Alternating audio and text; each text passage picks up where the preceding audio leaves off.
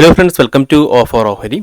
നമ്മൾ ഡിസ്കസ് ചെയ്യാൻ പോകുന്നത് ചാർട്ട് നോക്കി എങ്ങനെ നമുക്ക് നല്ല രീതിയിൽ ടെക്നിക്കൽ ലെവൽസ് മാർക്ക് ചെയ്യാം എന്നതിനെ പറ്റിയാണ്. അപ്പോൾ സാധാരണയായിട്ട് നമ്മൾ ഇന്നത്തെ ട്രേഡിങ്ങിന് വേണ്ടി കഴിഞ്ഞ ദിവസത്തെ ചാർട്ടിലാണ് ലെവൽസ് മാർക്ക് ചെയ്യാറ്. അപ്പോൾ ചില ദിവസങ്ങളിൽ മാർക്കറ്റ് നല്ല രീതിയിൽ ഗ്യാപ്പ് അപ്പോ അല്ലെങ്കിൽ ഗ്യാപ്പ് ഡൗൺ ആയിട്ട് ഓപ്പൺ ചെയ്യാറുണ്ട്. അപ്പോൾ അത്തരം ദിവസങ്ങളിൽ നമുക്ക് എങ്ങനെ ടെക്നിക്കൽ ലെവൽസ് മാർക്ക് ചെയ്ത് ട്രേഡ് ചെയ്യാനാണ് നമ്മൾ ഇന്ന് നോക്കാൻ പോകുന്നത്. അപ്പോൾ ഇത് കഴിഞ്ഞ ദിവസത്തെ ചാർട്ടാണ്. അപ്പോൾ ഈ 14 തീയതിയിലത്തെ ചാർട്ട് നോക്കി നമ്മൾ ലെവൽസ് മാർക്ക് ചെയ്യുകയാണെങ്കിൽ നമുക്ക് കാണാൻ സാധിക്കും ഈ ഒരു ഏരിയയിൽ ഒരു റെസിസ്റ്റൻസ് ഉണ്ട്, അതുപോലെ തന്നെ ഈ ഒരു ഏരിയയിൽ ഒരു സപ്പോർട്ടുണ്ട്.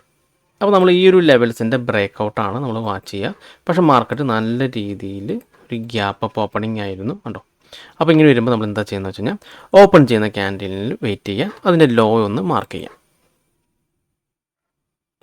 ഓക്കെ, അതിനുശേഷം നമ്മൾ ജസ്റ്റ് പ്രീവിയസ് ക്യാൻഡിൽ നിന്ന് സ്ക്രോൾ ചെയ്ത് നോക്കാം. ആ ഒരു ഏരിയയിൽ എവിടെയെങ്കിലും സപ്പോർട്ടോ റെസിസ്റ്റൻസ് വരുന്നുണ്ടോ എന്ന് നോക്കാം. അപ്പോൾ നമുക്ക് ഇവിടെ കാണാൻ സാധിക്കും ഒരുപാട് ക്യാൻഡിൽസ് ആ ഒരു ഏരിയയിൽ ടച്ച് ചെയ്യുന്നുണ്ടെന്ന് കണ്ടോ. ഇവിടെ ഹൈ ഉണ്ടായിരുന്നു, അതോടെ ബ്രേക്ക് ഔട്ട് ചെയ്തു, അതിനുശേഷം താഴേക്ക് വന്നുണ്ട്. ഈ ഒരു ഏരിയ സപ്പോർട്ടായിട്ട് എടുത്തിട്ടുണ്ട്, ആ ഒരു സപ്പോർട്ട് മാർക്ക് ചെയ്യാം. ഓക്കെ, അതിനുശേഷം മാർക്കറ്റ് കയറിപ്പോയി. പിന്നെ ഇവിടെ നമുക്കൊരു റെസിസ്റ്റൻസ് കാണാൻ സാധിക്കും ഈ ഒരു ഏരിയയിൽ.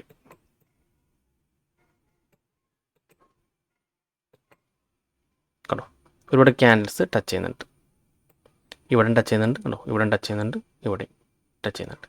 അപ്പോൾ ഇത് റെസിസ്റ്റൻസ് ആയിട്ട്.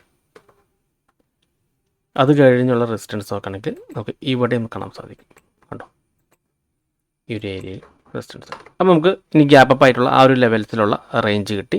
ഇനി ഇതിൻ്റെ ബ്രേക്ക് ഔട്ട് നമ്മൾ നോക്കിയാൽ മതി. നമ്മൾ പറഞ്ഞിട്ടുള്ള 5 മിനിറ്റ് ക്യാൻഡിൽ നമ്മുടെ ലെവൽസിന് മുകളിൽ ക്ലോസ് ചെയ്ത് ഗ്രീൻ ക്യാൻഡിലാണെങ്കിൽ നമുക്ക് ബൈയിലേക്ക് പോവാം, അല്ലെങ്കിൽ റെഡ് ക്യാൻഡിലാണെങ്കിൽ സെല്ലിലേക്ക് പോവാം. ഇനി നമുക്ക് ജസ്റ്റ് നോക്കാം.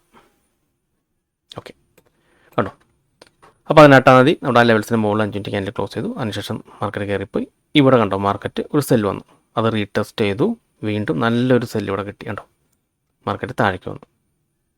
വീണ്ടും എക്സാക്റ്റ് കണ്ടോ, ആ ഒരു സപ്പോർട്ട് ലെവൽ വീണ്ടും ടച്ച് ചെയ്ത് മാർക്കറ്റ് തിരിച്ചറിയാൻ നോക്കി, പക്ഷേ അത് ഫെയിലായി കണ്ടോ. നമ്മളിവിടെ ബൈ എടുക്കുകയാണെങ്കിൽ ഇവിടെ സ്റ്റോപ്പ് ലോസ് ഹിറ്റ് ചെയ്തിട്ടുണ്ടോ, ഇവിടെ സ്റ്റോപ്പ് ലോസ് ഹിറ്റ് ചെയ്തു, മാർക്കറ്റ് താഴേക്ക് വന്നുണ്ടോ, ഇവിടെ സെല്ലാണ് കണ്ടോ.